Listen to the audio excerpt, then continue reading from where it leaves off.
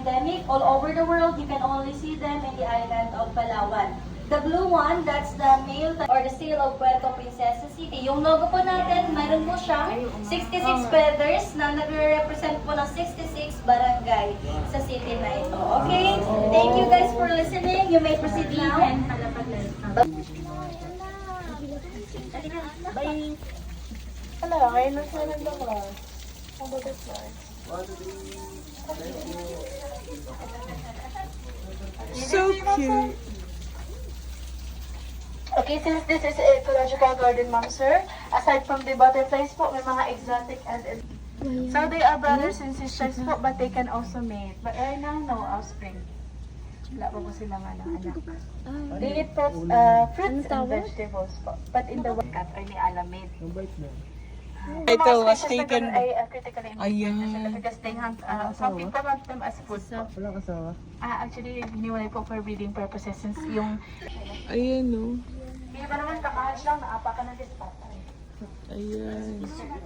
Yes po, and ito po yung kanilang pagkain. Ano po, we red bananas with sugar solution. Wow! If you want to hold them po, hayaan nyo lang na kumapit yung kanilang feet sa inyo. And yung mga sabi-sabi po ng mga butterfly ay nakakain. Mas makukulay ang mga lalaki. Yes po. Kasi kagaya ng peacock at sa mga fish, mas makukulay po sila, mas attractive sila. Apo. Nasa puno lang yun. Hindi, mas maano dito, mas okay dito. And May guide dun, wala. actually, You just pasyal-pasyal ang lamis over nyo and lang po over. is yung pag-hatch nila. Every morning po sila nag-hatch. 7 to 9 a.m. Yes, po. Ito mga kukul. Come here. Kukul po. Hindi po sir, may breeding area na may tomorrow. Oh. From green, brown, then it will turn into rice, and then the fourth is the butterfly.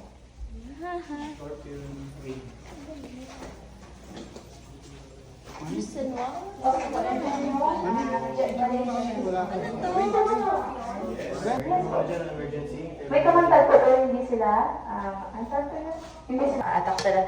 Actually, if we don't hurt them or we don't squeeze any part of their body, hindi sila mga ano. Okay. Ito pa, ibuhangin kasi.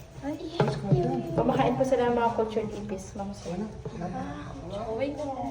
Emergency ba nga na? So cute. Yes. Galing. Oh, mga ano? Sino ba po gusto? Pwede picturean ko lang siya, wait lang. Yes, para na-address niya yung pagkasakit.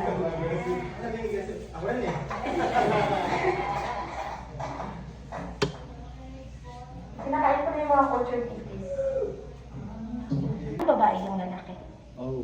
That's their nature po. Kinakain nila yung isa't isa. Once po malaglag yung baby, kakainin niya yan. Yes po. And they can... Marami yan dito, ma'am, sir. Hindi ko kinakain nila. Yeah. Actually, they can produce 30 to 5 environment. Be careful lang po kasi sila nagsisikid ng fluid, mabaho yun. It can irritate our skin and our eyes. Pag na-atakan or na-eaten sila. Yan po yan. And pwede yung po pabulat. Wow. Ayan. Kaya Okay. yung mga lalaki. Makumalay ko yung mga lalaki. Saan po yung iba? Nakita niyo ba? Ito. Ayun, nakita ko na. Stick insect. Are you ready? Sa mga bagong dating po, let's proceed here. Sure, dito po tayo.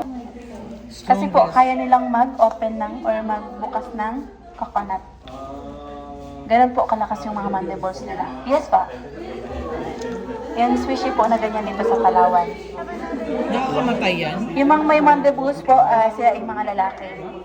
Yung mga small, saan kaya yung isa? Kakaiba nga siya dito sa ano namin. Ito siya. Yan po yung babae.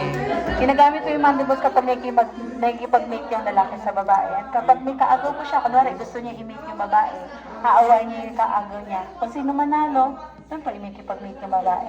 Yes po. Hindi kasi sila kaya i-control yung instinct na nirits nila. That's why we need to separate them po sa ibang preda. Sila po dati, before 30 pieces, right now 6 na lang sila or 7. Kasi kinain nila pala na kasama.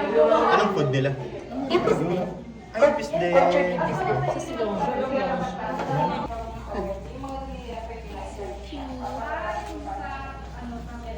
Hello po, ma'am. Jane po. Yes po. Dito po meron tayong scorpions. This is the baby scorpion. So, scorpion po ang tawag sa kanila. And sila po ay, yan. Uy! Eh di wow. Nagyayabang siya. Dami kasing bisita.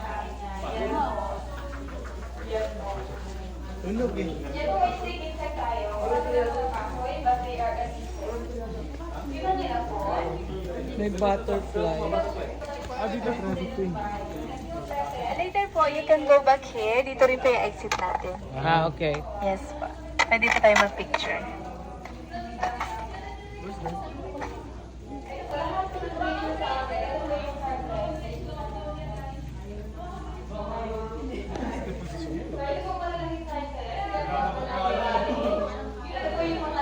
Ah, matay na. Anak ko. Ayun yung crocodile. Yan po yung sound water crocodile. Iba na naman yung position niya. Di ba marami yan dito? Palawan? Yes po. Ah. Mag-isip ko tayo dito sa Sharma Village Farm, sir. Later po, we can go back to dito yung exit natin. Ayun no, crocodile. Sure. Super. Ayan, dito mamang ate. Hello, let's go here po. Doon po, sir, sa may cave.